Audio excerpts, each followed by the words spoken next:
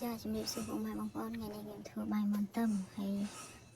បាយមាន់ទឹមរបស់ខ្ញុំហ្នឹងគឺមានគ្រឿងផ្សំមាន់មួយហើយមានខ្ញី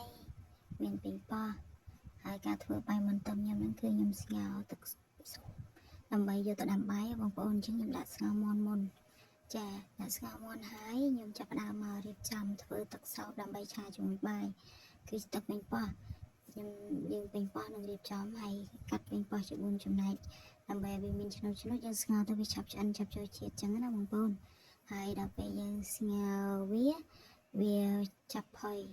អញ្ចឹងខ្ញុំក៏រៀបចំវាហើយក៏ដាក់ស្ងោរហើយស្ងោរដាក់ទឹកតិចៗបានហើយបងប្អូនខ្ញុំមិនដាក់ទឹកច្រើនពេកទេក៏ឲ្យមាននឹងបាតអញ្ចឹងហើយយើងដាក់ភ្លើងរឹមមកល្មមហើយទុកប្រហែលជាធំ15នាទីអីទៅវាឆ្អិនហើយចាហើយក្តៅពេកខ្ញុំក៏បិទទុកសិនខ្ញុំមកធ្វើខ្ញីលាងខ្ញីសម្អាតខ្ញីស្អាតបន្ទាប់មកខ្ញុំក៏យកប៉េងប៉ោះមិញហ្នឹងយើងយកមកដាក់ម៉ាស៊ីនក្លុកដើម្បីកិនឲ្យមាត់ហើយក៏រៀបចំខ្ទឹមហើយចំណែកឯទឹកស៊ុបយើងក៏បានពុះហើយដែរបងប្អូនហើយខ្ញុំដាំបាយនេះគឺខ្ញុំដាំបាយនៅជា5យ៉ាងថ្ងៃហ្នឹងអញ្ចឹងខ្ញុំចាប់ផ្ដើមឆាខ្ទឹមដើម្បីឲ្យវាឈ្ងុយដើម្បីឲ្យបាយយើងអាំទៅវាដូចថាមានរសជាតិចឹងណាចាហើយអញ្ចឹងទឹកប៉េងប៉ោះដែលខ្ញុំបានក្លុកមិញខ្ញុំដាក់ចូលគោហើយខ្ញុំក៏លួចអំបិលប៊ីចេងស្កររ៉ូឌីបន្តិចដើម្បីឲ្យបាយយើងមានរសជាតិហើយចំណែកឯអង្កររបស់យើងបានដាក់ចូលឆាជាមួយទឹកប៉េងប៉ោះឲ្យសព្វហើយចានៅពេលយើងកូរឲ្យសព្វហើយអញ្ចឹងបងប្អូនគឺយើងដួសទឹកស៊ុបមាន់ដែលយើងបានស្ងោរមិញយើងមកដាក់ចូលជាមួយឲ្យបាយរបស់យើងកាន់តែមានឲ្យជារសជាតិឆ្ងាញ់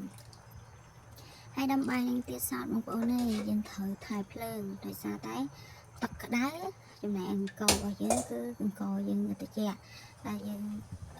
ដាក់ភ្លើងខ្លាំងពេក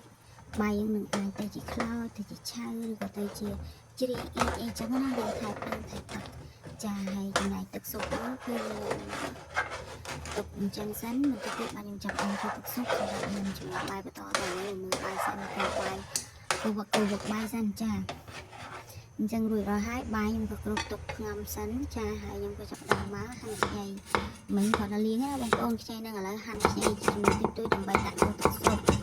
ហើយទឹកស៊ុបជាតិស្អាតបងប្អូនខ្ញុំដកមាន់ចេញហើយដើម្បី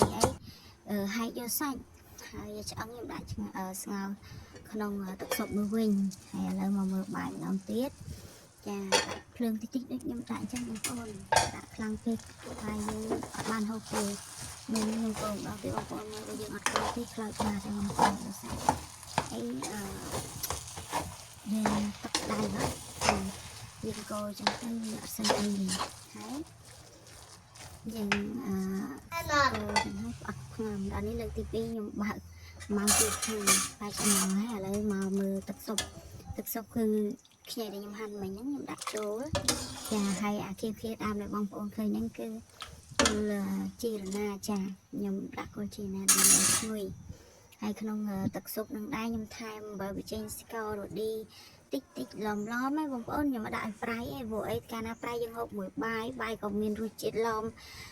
ទឹកស៊ុបក៏មានរសជាតិឡំខ្លាចហូបទៅប្រៃហូបអត់កើតនេះចាបងប្អូនឆ្អឹងស៊ុប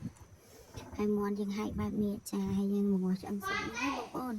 ហើយបាយយើងក៏ឆ្អិនល្អដែរបងប្អូនឃើញពណ៌សស្អាតអត់ចាហើយចាឥឡូវបានរៀបចំបាយមកញ៉ាំឲ្យកូនបើងលោកដៃខ្ញុំឥឡូវកូនបើខ្ញុំលា